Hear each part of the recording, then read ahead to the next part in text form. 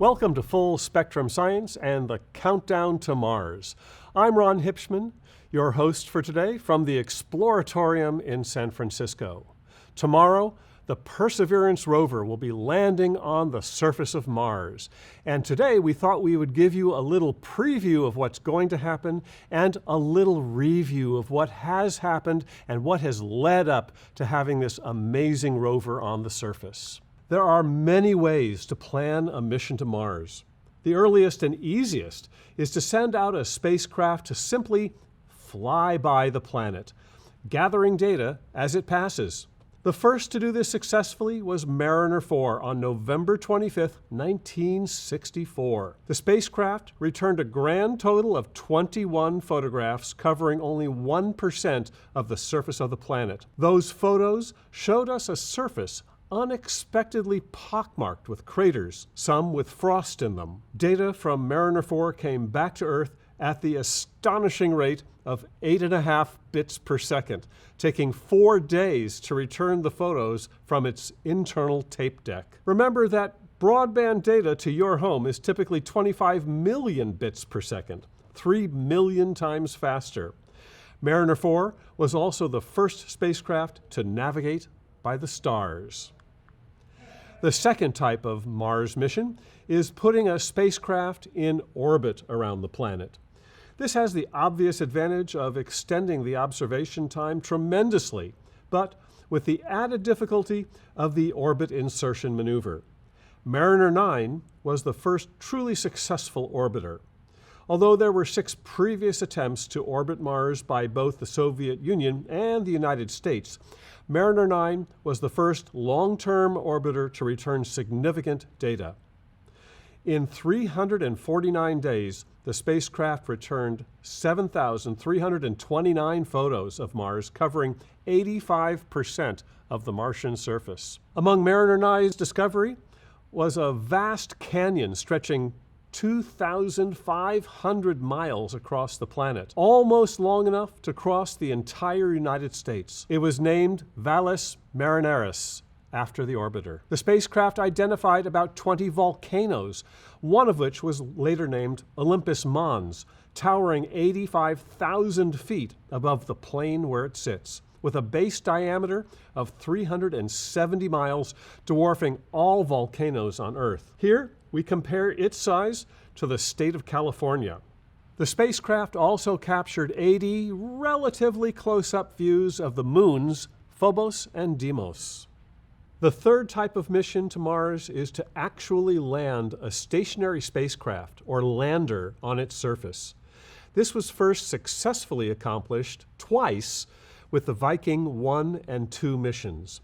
Viking 1 landed on July 20th, 1976, and was followed shortly by Viking 2 45 days later on September 3rd. Each mission included both a lander and an orbiter. Over 57,000 high-quality photographs were returned from both orbiters and landers combined.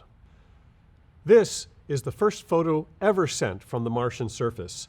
Scanned in line by line, it was sent back to Earth and slowly built up this breathtaking image. The Exploratorium had a direct microwave link to NASA Ames Research Center in Mountain View. We watched real time as these Mars images arrived at Earth. Subsequent to that first image, Viking 1 and 2 sent back amazingly detailed panoramas of their environment in stereo and in color. Here's an example of a composite color photo sent back by Viking 2 just 15 minutes before sunset. The Vikings also had a mechanical arm designed to reach out and dig samples from the soil, looking for signs of life. Although no life was found, some very interesting soil chemistry was investigated. The last type of Mars mission is to land a spacecraft that actually moves and explores the surface of Mars, a rover. That's what we're going to be talking about today. Mars, the god of war, has not been kind to Earth's missions to Mars. In fact, as you might expect, he's been quite hostile. Here, I've listed all 60 spacecraft that have been sent to Mars. Of those, in red are 27 failures, or 48%, 3 partial failures, in yellow, or 5%, and 21 successful missions, in green, or only 46%. The U.S. has been fortunate with a 75% success rate. Spacecraft sent to Mars have come in all shapes and sizes. The landers and rovers are seen at the bottom. These are the 3 successful rover missions sent so far to Mars. Sojourner in 1997, the 2 Mars exploration rovers, Spirit and Opportunity, in 2004, and Curiosity, or the Mars Science Lab, in 2012. As you can see, they get bigger and more sophisticated as time passes. Pathfinder, which landed on July 4th, 1997, introduced a unique airbag-based entry, descent, and landing system that I can't show you, but was the same as the MER rovers, which I will show you in a moment. Its planned mission was for 7 days of operation. It lasted for 85 days. The Pathfinder mission included both an instrumented lander, which you see in this animation on the right. The lander had cameras and a weather station. The small microwave oven-sized rover, named Sojourner, was able to wander the landing site, analyzing the local soil, rocks, and boulders with its alpha proton X-ray spectrometer and cameras. Here's a panorama taken by the lander. A couple of peaks in the distance is possibly a crater rim. Rocks and boulders of all sizes are scattered as far as the eye can see. Sojourner can be seen analyzing a rock named Yogi. Continuing, more rocks and patches of sand come into view, and as we reach the limit of this panorama, you can just see the mast carrying the weather instruments on the right side of the frame. Yogi isn't the only named feature in this labeled panorama. Science fiction characters like Ender and Zaphod appear, as well as a good variety of cartoon personalities: Stimpy, Bam Bam, Boo Boo, Scooby-Doo, Roadrunner. There's even a Pop-Tart rock named for its shape. Sojourner spent 83 days of a planned 7-day mission exploring the Martian terrain. Here, you see its path around Pathfinder lander in an interesting overhead fisheye view. Sojourner traveled a total of 100 meters, or 330 feet. 16,500 images were sent back from the lander and 550 images from the rover. The second successful rovers on Mars were Spirit and Opportunity, the Mars Exploration Rovers, or MER. Yes, this was the official patch for the mission. In case you don't recognize him, that's Marvin the Martian from a favorite Warner Brothers Looney Tunes. The MER rovers were a bit larger than Sojourner, about the size of a golf cart, and each carried 9 cameras and a mechanical arm that could analyze Martian soil and rocks with several instruments. There was even a rock grinder called the RAT, or Rock Abrasion Tool, on the arm to help expose the inner, less exposed parts of rocks. As I promised a bit ago, both Pathfinder and the MER rover had a unique way of landing. Let's take a look. First, the aeroshell ejects the cruise stage, which followed it all the way from the Earth. As the aeroshell enters the atmosphere, heat shield forward, it would look like a meteor passing through the atmosphere of Mars. Once it was through, parachute would deploy. This is a supersonic parachute. It was traveling maybe twice the speed of sound at this point. It would slow it down quite a bit. Eventually, they would eject the heat shield and lower down the lander and rover on the end of a long cable. When it reached within a few hundred feet of the surface, airbags would deploy, and retro rockets would further slow down the descent. The cables, the tether was cut, and the rover and lander would bounce many, many times on the surface of Mars until eventually they would come to rest.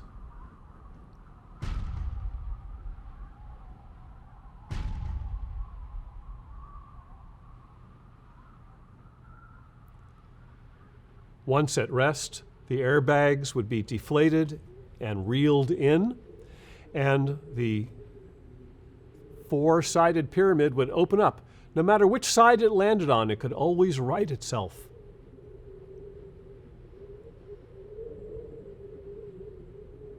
The rover folded up inside.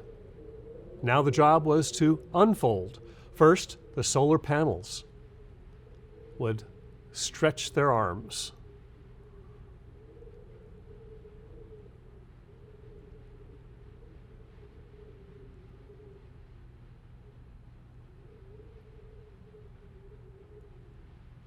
Once the solar panels are deployed, they could put up the mast with the cameras on it and the high-gain antenna, that pie plate-shaped thing in the back.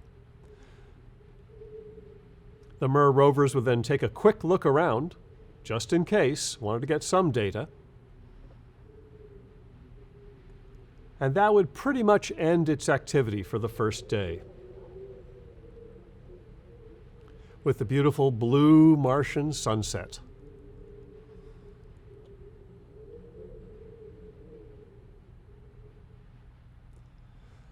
The next day, time for the rover to stand up and get a little exercise. Stretch out there, yes, stretch those wheels out.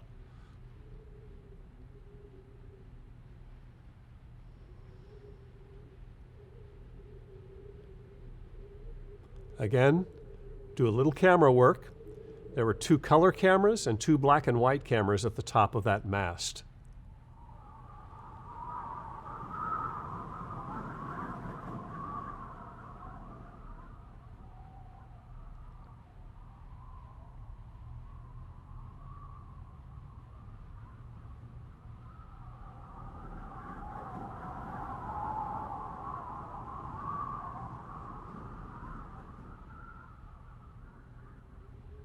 And the end of another day's work.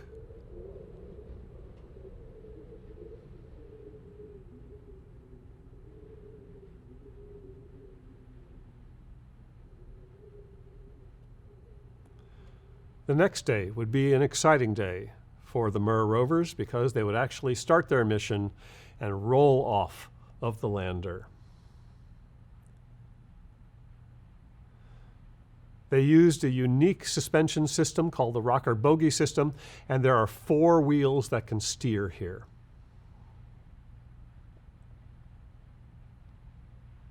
Rather than watching an animation of the rover moving around, let's watch the real thing. This was taken from the left front navigational camera of Opportunity. The sound you hear is an indication of the roughness of the terrain. On the right, you see a map with Opportunity's track. As mentioned, there were 2 of these rovers. Spirit landed on January 4th, 2004. The primary mission for both rovers was to last 90 Martian days. That's the warranty. Spirit lasted 2,266 days, during which it traveled 4.8 miles and took 128,000 pictures.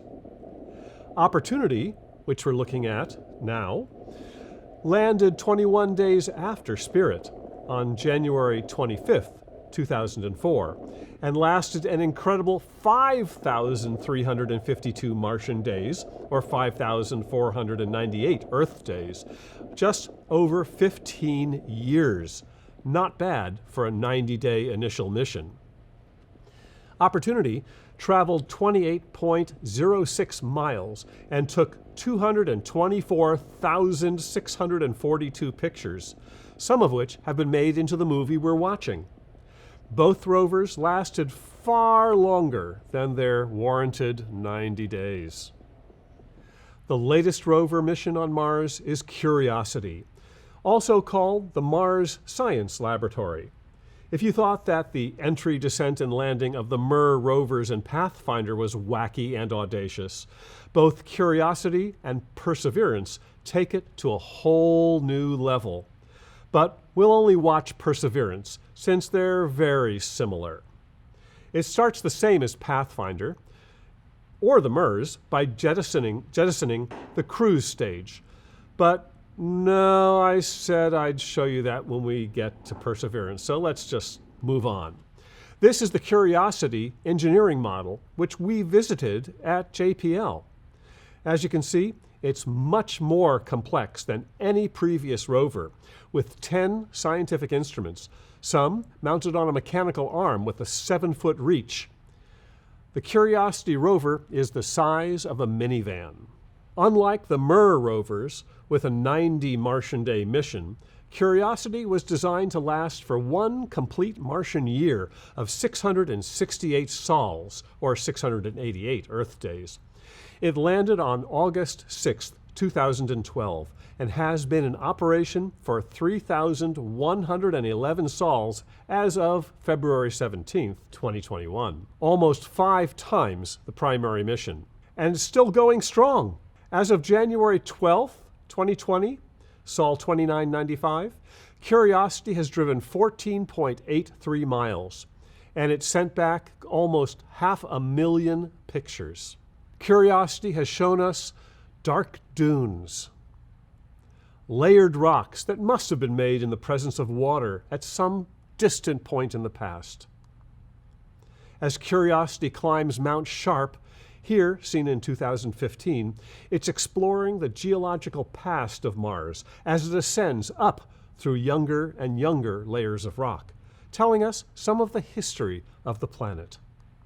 And of course, there are those beautiful blue Martian sunsets. As a quick aside, although Curiosity does have some autonomous driving capability, it's still under the delayed control of drivers on Earth who must practice their driving skills. On our visit to JPL, we had a peek at the Mars Yard, where driving and maneuverability tests are performed. Here, the test bed drive section of the rover is driven over different types of terrain at different slopes.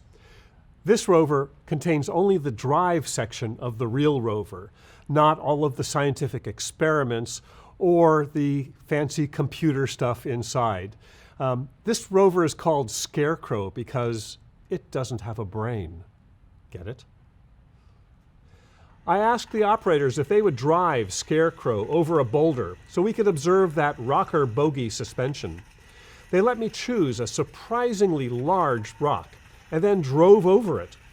Notice that even though a wheel must leave the ground to drive over the boulder, the other 5 wheels are still flat on the ground, providing the greatest traction. All rovers sent to Mars so far have employed this clever invention. Let's just watch as it drives over that boulder now. See, all 5 wheels, other than the one on the boulder, are still on the ground. By the way, the wheels have those holes in them which spell out in Morse code, JPL. They got away with sending that to Mars, and the Curiosity rover has been labeling Mars with JPL ever since. They didn't get away with it on Perseverance. No Morse code on Perseverance's wheels. This is, by the way, the rover driving at full speed. Pedal to the metal. Having rovers on campus down there leads to some interesting caution signs at JPL. Which leads us to the current mission, Mars 2020. Mars 2020, renamed Perseverance, was launched in July 2020 and will be landing February 18th, 2021. Like Curiosity, its mission duration is at least 1 Martian year. It began its journey July 30th, 2020 from Cape Canaveral.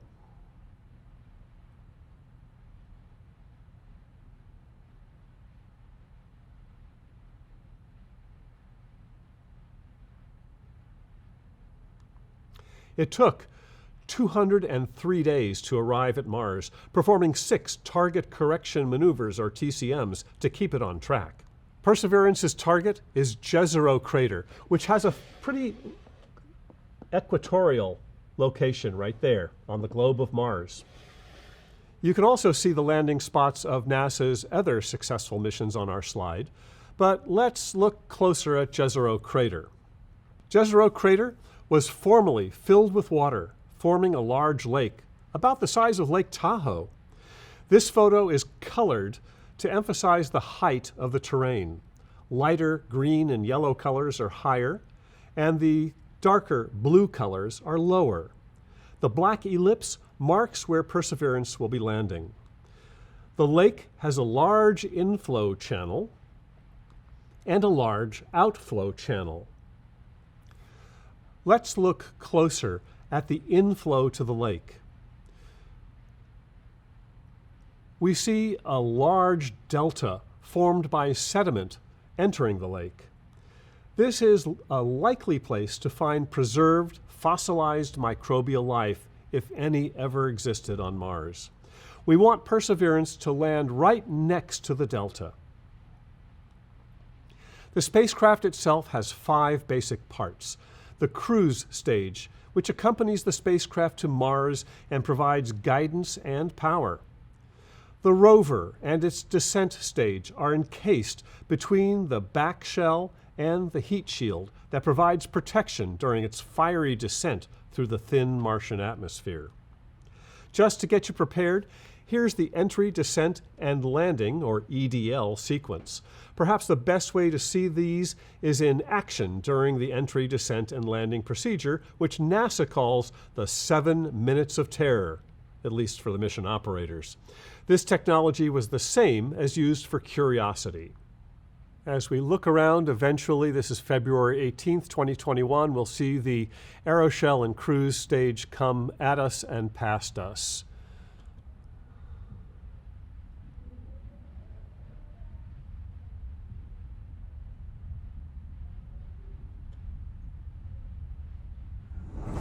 About 10 minutes before it hits the atmosphere, it'll eject the cruise stage. It uses active navigation.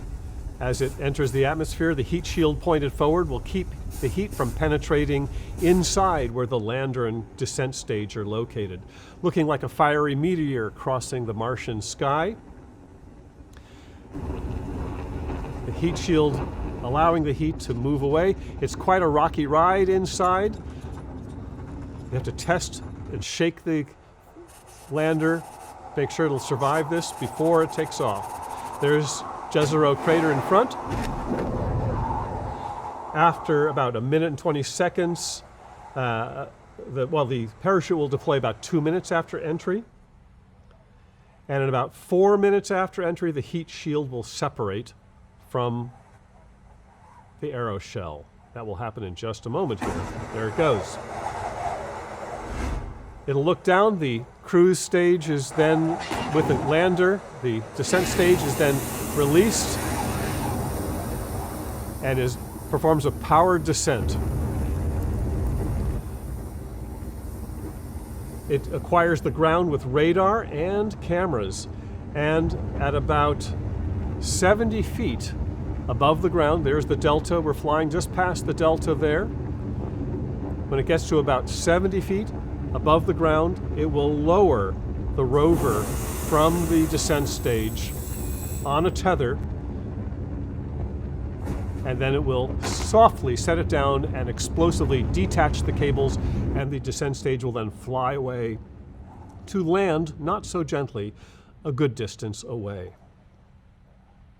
And this will leave our nice little rover on the surface of Mars, not set up yet. In the next successive days, it'll put up its camera mast and deploy several other instrumentation packages on the rover. The mission of Perseverance is to search for signs of past microbial life and to examine the geology and the weather on Mars. There's a complete weather station. It's those two things sticking out from the camera mast there. The rover has a drill on its arm that can collect core samples of the most promising rocks and soils. It's an extremely complicated and versatile roving laboratory on Mars. Perseverance carries carefully calibrated samples of material for its instruments to use to make sure its measurements are correct. In the top middle of this array is a slice of a meteorite scientists have determined originally came from Mars. We have a sample of a Martian meteorite right here. Here it is. Underneath this hemispherical lens is a thin slice of Martian meteorite, and I can actually reach in and touch it with my hand. It's pretty amazing to be able to touch something that came from another planet. Isn't that cool? Perseverance has a set of unique tools. The camera on the mast also has the ability to send out vaporizing laser pulses to analyze rocks and soil. This helps determine which rocks scientists should have a closer look at. At the end of the arm is a drill that can take a core sample of solid rock. Here we are reaching out to an interesting rock, putting the drill down, and now it's going to drill down into the surface of Mars.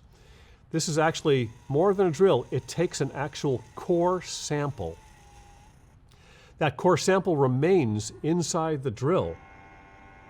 The core sample is brought back to the rover for careful examination and goes through a whole series of manipulations.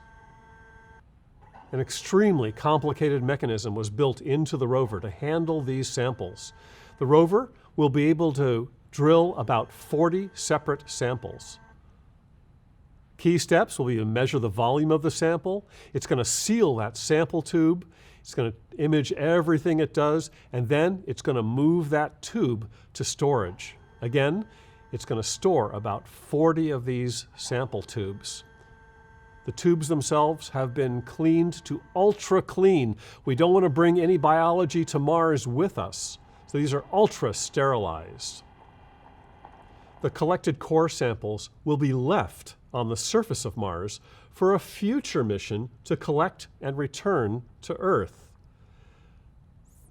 The idea here is that the rover will visit various places and then come back and deposit all the samples at a collection point.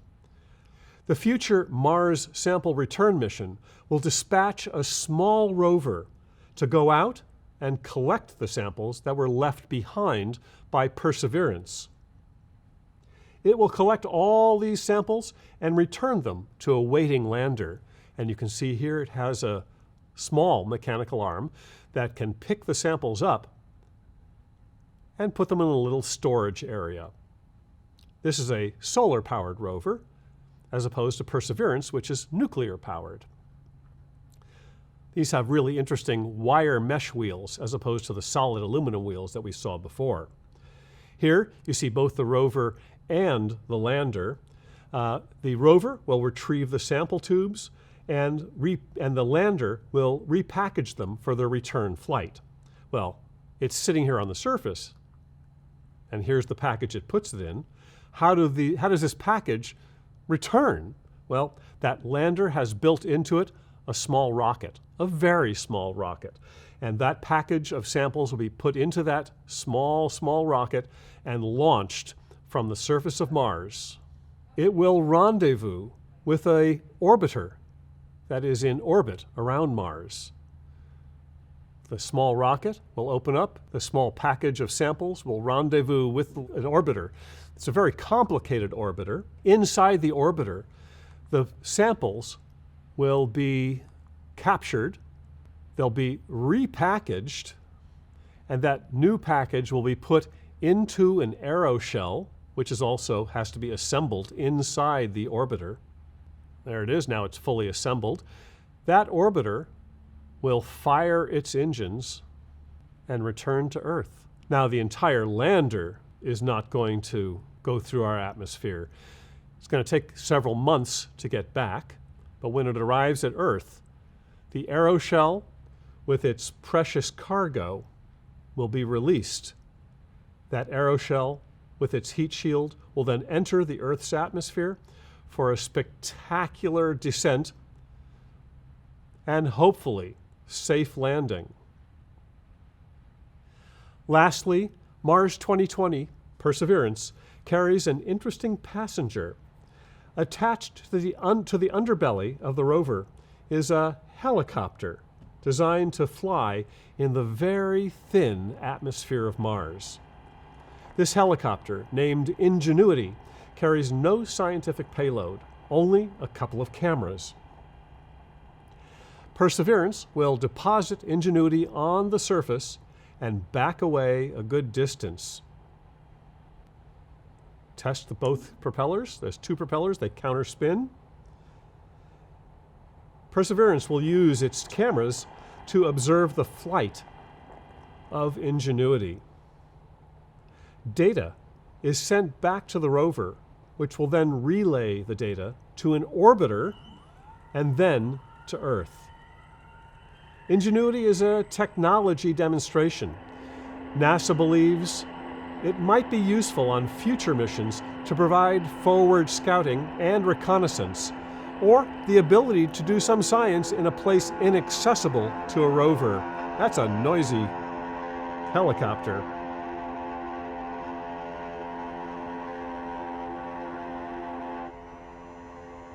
Ingenuity should be very useful should we have future human missions to the Red Planet.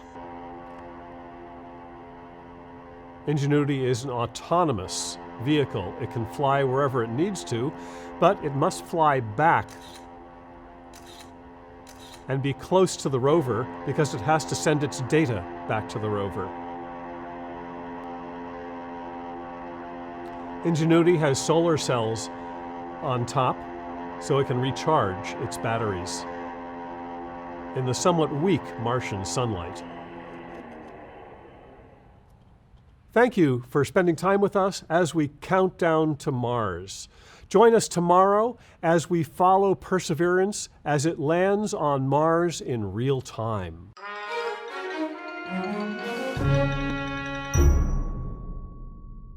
This has been Full Spectrum Science with me, your host, Ron Hipschman, from the Exploratorium in San Francisco. We know that times like this are difficult, but if you can, help us keep content like this free and accessible to all by donating today at www.exploratorium.edu/connect. Thank you.